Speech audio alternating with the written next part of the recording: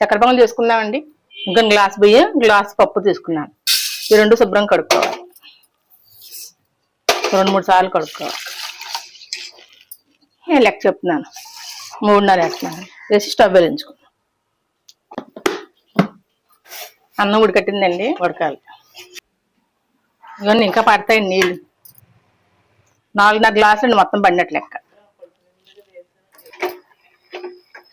అదే గ్లాస్ బియ్యం, 1 గ్లాస్ పప్పు తీసుకున్నాం కదా. పంచదార 1 గ్లాస్ అండి.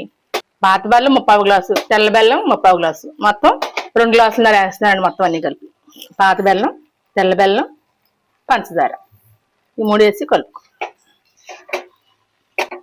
బాగా కలుపుకోవాలి. బాగా ఉడకాలని, పాకం రావాలి, దిగుమానం రావాలి. 30 గ్లాసు నెయ్యి తీస్తున్నాండి, ఆవు నెయ్యి. ఇప్పుడు కొంచెం నెయ్యి వేసుకుందాం.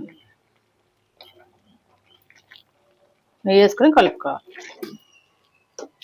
ఇలా అంటుకుంటే అంటుకోవాలండి. అంటుకుంటే అయిపోయినట్టు. మనం పెట్టేసుకుని జీడిపప్పు వేపుకుందాం. నెయ్యి ఉంది కదా, ఈ నెయ్యి మొత్తం ఇందులో వేస్తున్నానండి. జీడిపప్పు వేస్తున్నానండి. జీడిపప్పు అయిపోయిందండి. పొడింది కొంచెం.